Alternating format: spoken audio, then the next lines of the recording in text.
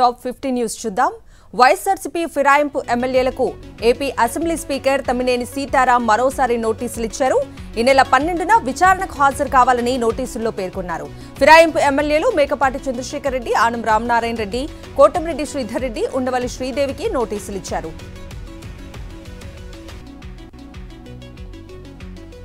స్వాతంత్ర్యం కోసం పుట్టిన కాంగ్రెస్ పార్టీ అత్యాశకు పోయి కుప్పకూలిపోయిందని ఎద్దేవా చేశారు మంత్రి చెల్లుబోయిన వేణుగోపాల్. మంచి ఆశయాలతో ప్రారంభమైన ఎన్టీఆర్ పార్టీని చంద్రబాబు నాశనం చేశారంటూ సీరియస్ అయ్యారు. రాజ్యసభ సీటు దక్కించుకోవాలనే ఆశతో ప్రజారాజ్యం పార్టీని చిరంజీవి కాంగ్రెస్ లో కలిపారని ఆరోపించారు. ఇక ప్రశ్నిస్తానని పార్టీ పెట్టిన పవన్ ప్రజలతో ప్రశ్నించుకునే స్థాయికి వెళ్లిపోయాడంటూ ఫైర్ అయ్యారు.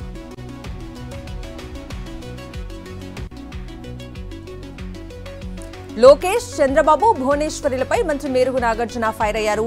ప్రకాశం జిల్లా చీమకుర్తి మండలంలో పలు అభివృద్ధి కార్యక్రమాలను మంత్రి ప్రారంభించారు. నాయుడుపాలెంలో నూతన సచివాలయ భవనం, విలేజ్ క్లినిక్ ను ప్రజలకు అందుబాటులోకి తెచ్చారు. గ్రామ సర్పంచ్ గా గెలవలేని లోకేష్ పాదయాత్ర చేశానని చెప్పుకోవటం హాస్యాస్పదంగా ఉందన్నారు.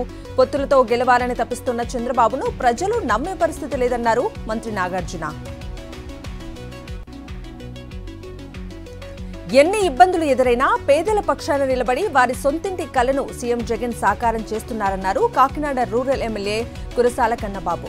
కాకినాడ మున్సిపల్ డివిజన్ పరిధిలో నవరత్నాలు పేదలందరికీ ఇల్లు పథకంలో భాగంగా 2,000 మంది లబ్ధిదారులకు ఇళ్ల పట్టాలను పంపిణీ చేశారు. కాకినాడ రూరల్ నియోజకవర్గంలో 32,000 ఇళ్ల పట్టాలు మంజూరు అవ్వటం ఒక చరిత్ర అన్నారు కన్నబాబు. గంగపుత్రులపై తన పెద్ద మనసును చాటుకున్నారు సీఎం జగన్. గత డిసెంబర్ 1న భైరవపాలెం నడి సముద్రంలో బోటు దగ్ధమైన ఘటనపై సీఎం స్పందించారు. బోటు యజమాని Katadi Ramakrishna పరమహంసకు CM relief fund నుంచి 25 లక్షల ఆర్థిక సాయం అందించారు. ఈ ప్రమాద ఘటనపై పూర్తి వివరాలను ఎమ్మెల్యే ద్వారంపూడి చంద్రశేఖర్ రెడ్డి సీఎం జగన్ కు వివరించారు. ప్రతిపక్షాలు ఎన్ని కుట్రలు చేసినా వారి పప్పులు ఉడకవన్నారు ఎమ్మెల్యే వెల్లంపల్లి శ్రీనివాసరావు. హైదరాబాద్ లో కూర్చుని రాజకీయాలు చేసే వ్యక్తులు చంద్రబాబు, పవన్ కళ్యాణ్, లోకేష్ అని విమర్శించారు.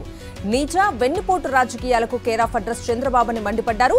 ఏపీ రాజకీయాల గురించి షర్మిలకు ఏం తెలుసని, అసలు ఏపీ గురించి మాట్లాడే అర్హత ఆమెకు లేదన్నారు.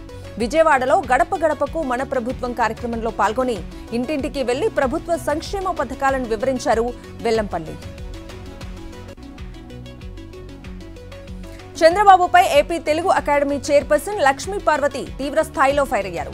సీనియర్ ఎన్టీఆర్ స్థాపించిన తెలుగుదేశం పార్టీని చంద్రబాబు హీన స్థితికి తెచ్చారని ఆగ్రహం వ్యక్తం చేశారు. టీడీపీని ప్రతి వాళ్ల కాళ్ల దగ్గర పడేస్తున్నారని మండిపడ్డారు. కేసుల భయంతోనే చంద్రబాబు బీజేపీతో పొత్తులు పెట్టుకోవటానికి తహతహలాడుతున్నారని విమర్శించారు లక్ష్మీ పార్వతి. యువ న్యాయవాదులకు దిశానిర్దేశం చేసేలా అనంతపురం జేఎన్టీయూలో ఆడిటోరియంలో యువ న్యాయవాదుల సదస్సును నిర్వహించారు. బార్ కౌన్సిల్ ఆఫ్ ఇండియా ఆధ్వర్యంలో జరిగిన ఈ కార్యక్రమంలో సుప్రీంకోర్టు న్యాయమూర్తులు justice Ahsanuddin Amanullah, justice Prashant Kumar Mishra, justice NVN Bhatti పాల్గొన్నారు. భారతదేశ అభివృద్ధిలో న్యాయవాదులు పోషించాల్సిన పాత్రపై సమగ్రంగా చర్చించారు.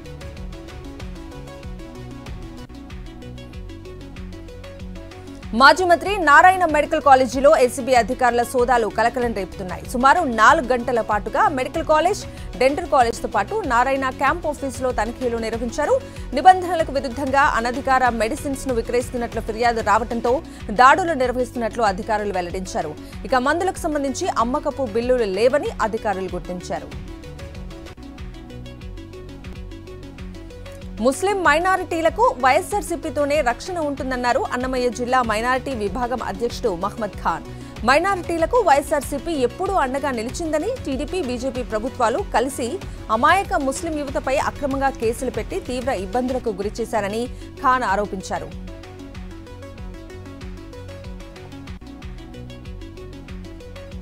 రాష్ట్రంలోని యువత నూతన సాంకేతిక పరిజ్ఞానాన్ని వినియోగించుకోవాలంటూ సరికొత్త ఆలోచనలతో ఆవిష్కరణల దిశగా అడుగులు వేసేలా ముఖ్యమంత్రి వైఎస్ జగన్ పలు చర్యలు చేపట్టారు. సీఎం వైఎస్ జగన్ ప్రభుత్వం అందిస్తున్న ప్రోత్సాహం, సెంటర్ ఆఫ్ ఎక్సలెన్సీల ద్వారా అందిస్తున్న సహకారంతో రాష్ట్రంలో స్టార్టప్ల సంఖ్య భారీగా పెరిగింది. వీటి ద్వారా సాంకేతిక నిపుణులైన యువత స్వయం ఉపాధి పొందటమే కాకుండా వేలాది మందికి ఉద్యోగాలు వస్తున్నాయి. టీఎస్ఆర్టీసీ కొత్తగా అందుబాటులోకి తెచ్చిన 100 ఆర్టీసీ బస్సులను సీఎం రేవంత్ రెడ్డి హైదరాబాద్ లో ప్రారంభించారు. అనంతరం సహచర మంత్రులతో కలిసి బస్సులో ప్రయాణించారు. ప్రజా ప్రభుత్వం ఏర్పడిన 48 గంటల్లోనే మహిళలకు ఉచిత ప్రయాణ సౌకర్యం కల్పించామన్నారు. తెలంగాణ ఉద్యమంలోనూ ఆర్టీసీ కార్మికులది కీలక పాత్ర అని కొనియాడారు సీఎం రేవంత్ రెడ్డి. తెలంగాణలో 2024-25 ఆర్థిక సంవత్సరానికి 2,75,891 కోట్ల అంచనాలతో ఓటాన్ అకౌంట్ బడ్జెట్ను అసెంబ్లీలో ప్రవేశపెట్టారు మంత్రి భట్టి విక్రమార్క. 2,01,178 కోట్ల రెవెన్యూ వ్యయం, 29,669 కోట్ల మూలధన వ్యయంతో కొత్త ప్రభుత్వ తొలి పద్దును ప్రతిపాదించారు. ఎన్నికల హామీల్లో భాగంగా కాంగ్రెస్ ఇచ్చిన 6 గ్యారంటీలకు సుమారు 53,000 కోట్లను ప్రతిపాదించిన భట్టి విక్రమార్క 2 లక్షల రూపాయల మేర రైతు రుణమాఫీ కోసం విధి విధానాలను రూపొందిస్తున్నట్లు తెలిపారు.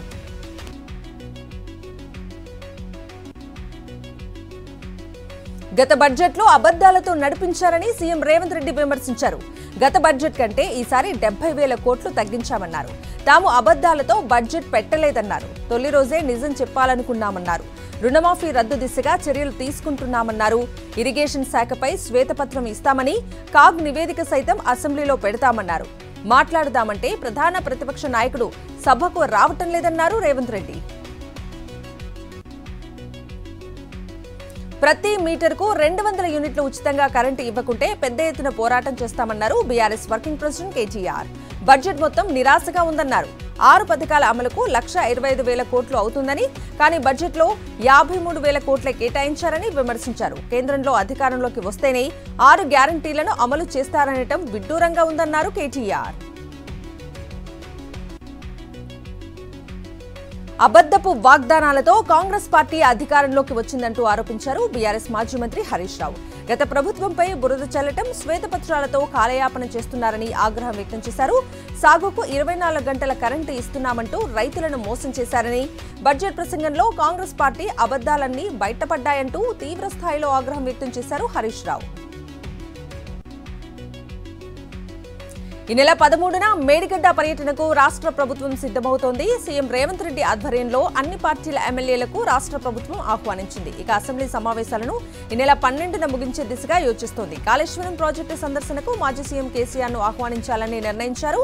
కేసీఆర్ ను ఆహ్వానించే బాధ్యతను ఇరిగేషన్ మంత్రి ఉత్తమ్ కు అప్పగించారు సీఎం రేవంత్ రెడ్డి.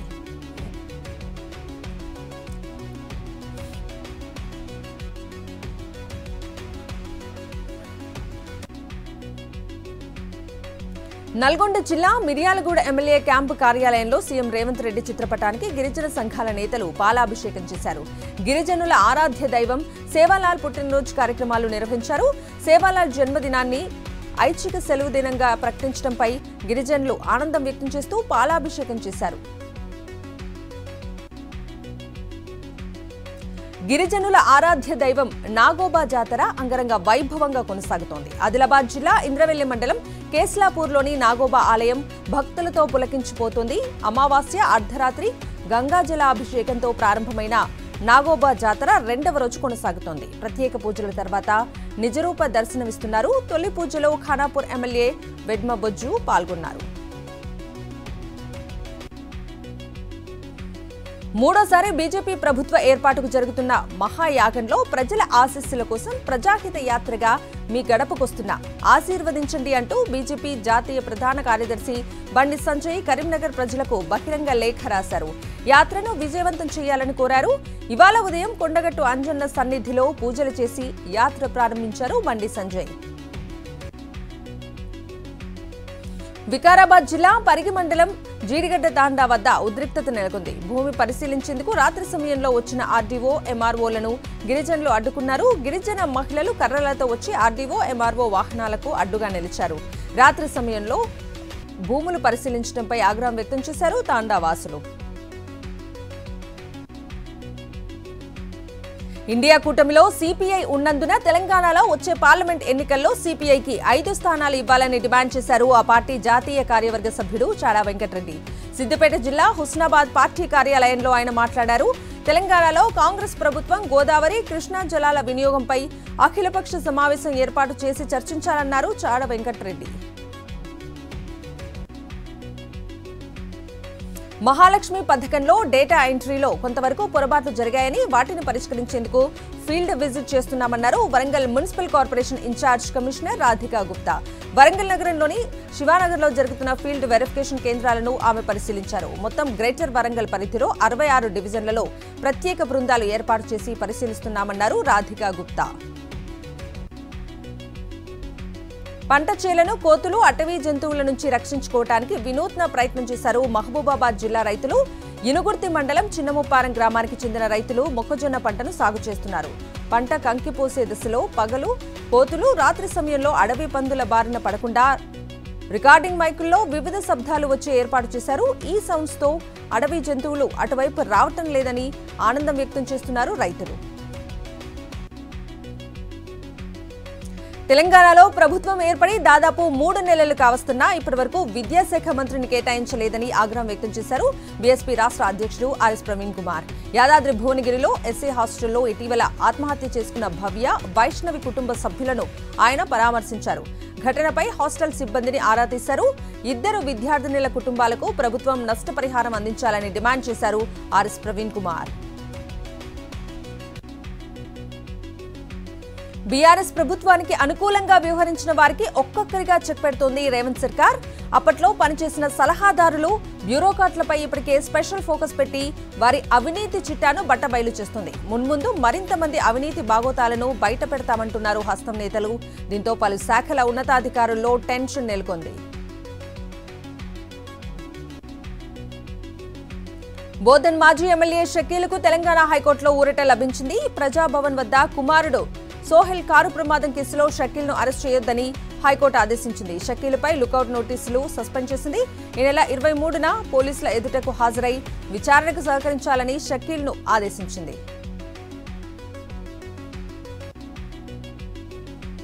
నటుడు మహేష్ బాబు కూతురు సితారకు సైబర్ కష్టాలు తప్పటం లేదు. సితార పేరుతో సైబర్ నేరగాళ్లు ఫేక్ ట్రేడింగ్ లింక్స్ పంపిస్తున్నట్లు గుర్తించారు.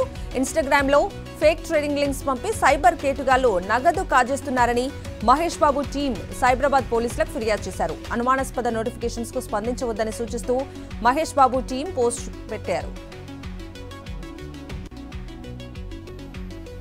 కడప రైల్వే స్టేషన్లో అక్రమంగా తరలిస్తున్న 1,50,00,000 విలువైన బంగారాన్ని సీజ్ చేశారు రైల్వే పోలీసులు.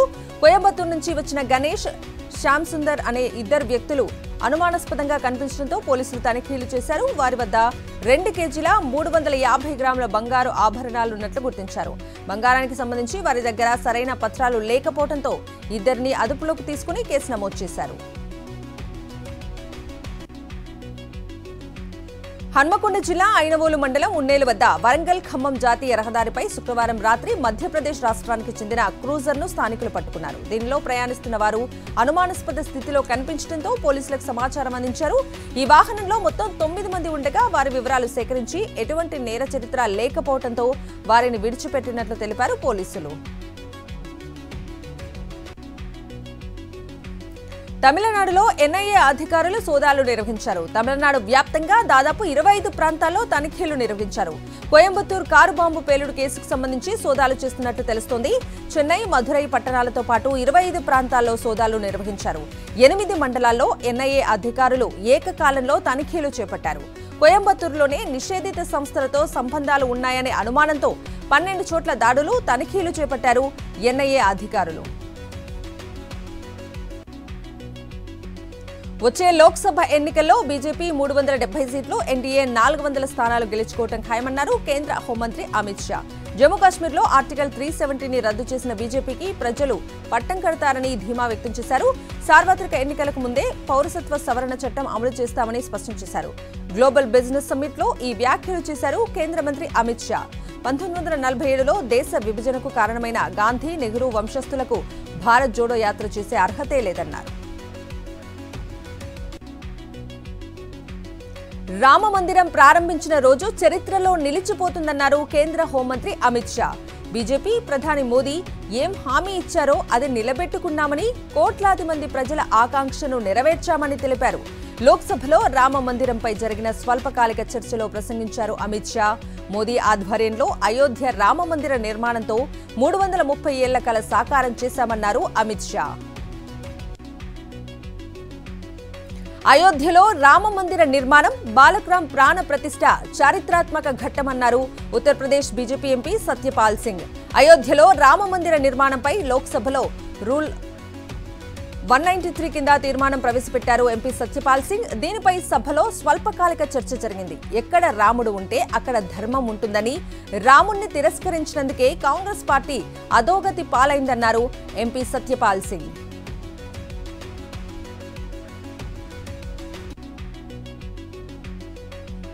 బాలీవుడ్ నటుడు మిథున్ చక్రవర్తి అస్వస్థతకు గురయ్యారు. కోల్కతాలో ఒక సినిమా షూటింగ్ లో ఉండగా ఆయన చెస్ట్ పెయిన్ తో ఇబ్బంది పడ్డారు. వెంటనే ఆయన్ను ఒక ప్రైవేట్ ఆసుపత్రిలో చేర్పించింది మూవీ టీం. ప్రస్తుతం డాక్టర్ల పర్యవేక్షణలో ఉన్నారు మిథున్ చక్రవర్తి. ప్రత్యేక వైద్యుల బృందం ఆయనకు చికిత్స అందిస్తున్నట్లు సంబంధిత వర్గాలు వెల్లడించాయి. మిథున్ చక్రవర్తికి ఇటీవలే పద్మభూషణ్ అవార్డు ప్రకటించింది కేంద్ర ప్రభుత్వం.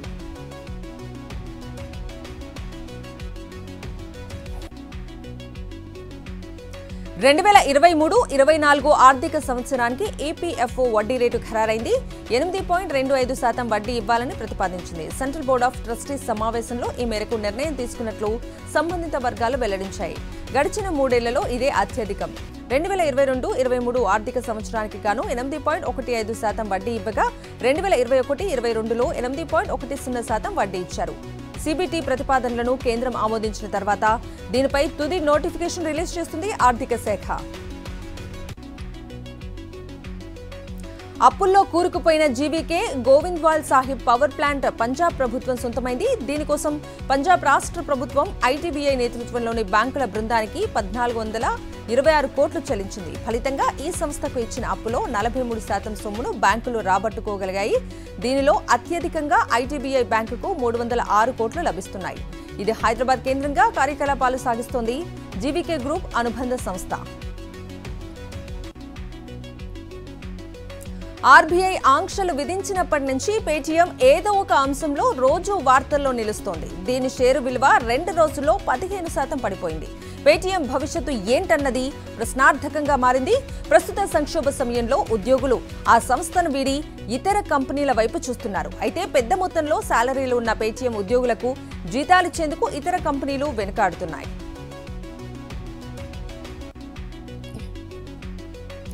ఎక్స్ అధినేత ఎలన్ మస్క్ వినూత్న నిర్ణయాలు తీసుకుంటూ దూసుకెళ్తుంటారు. తాజాగా ఒక కీలక ప్రకటన చేశారు. త్వరలో తాను ఫోన్ నెంబర్ వాడటం ఆపేస్తానని చెప్పారు. కొన్ని నెలల్లో తాను ఫోన్ నెంబర్ వాడకం మానేస్తానని, మెసేజ్లు పంపేందుకు ఆడియో వీడియో కాల్స్ కు ఎక్స్ ను మాత్రమే ఉపయోగిస్తానంటూ పోస్టు పెట్టారు. ఎక్స్ లో ఆడియో వీడియో కాల్స్ ఫీచర్ ను ప్రోత్సహించే ప్రయత్నంలో భాగంగానే మస్క్ నుంచి ఈ ప్రకటన వచ్చినట్లు కనిపిస్తోంది. ఎల్ఐసి సరికొత్త రికార్డులను నమోదు చేసింది. దేశంలోనే అత్యంత విలువైన కంపెనీల జాబితాలో 5వ స్థానంలో నిలిచింది. ఎల్ఐసి మార్కెట్ విలువ 7 లక్షల కోట్లను అధిగమించింది. డిసెంబర్లో ముగిసిన త్రైమాసికానికి కంపెనీ నికర లాభం 9,444 కోట్లకు చేరింది.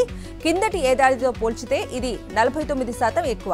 ఇక ప్రీమియం ఆదాయం కూడా 1,11,788 కోట్ల నుంచి 1,17,017 కోట్లకు చేరింది. మార్కెట్ క్యాప్ చార్ట్లో అగ్రస్థానంలో ఉన్న కంపెనీల్లో Reliance, TCS, HDFC bank, Infosys తర్వాత స్థానాల్లో ఉన్నాయి. అత్యంత విలువైన కంపెనీగా ఉన్న ఐసీఐసీఐ బ్యాంకును ఎల్ఐసి అధిగమించింది. ఇంగ్లాండ్తో ఆఖరి 3 టెస్టులకు 17 మంది సభ్యులతో కూడిన భారత జట్టును బీసీసీఐ సెలక్షన్ కమిటీ ప్రకటించింది. సిరీస్లో మిగిలిన 3 మ్యాచ్లకు కూడా స్టార్ బ్యాటర్ విరాట్ కోహ్లీ వ్యక్తిగత కారణాలతో దూరమయ్యాడు. ఫ్యామిలీ ఎమర్జెన్సీ కారణంగా దూరంగా ఉండాలని విరాట్ నిర్ణయించుకున్నట్లు బీసీసీఐ తెలిపింది. ఇక కోహ్లీతో పాటు middle order batter Shreyas Iyer వెన్నుగాయం కారణంగా సిరీస్ మ్యాచ్లకు దూరమయ్యారు.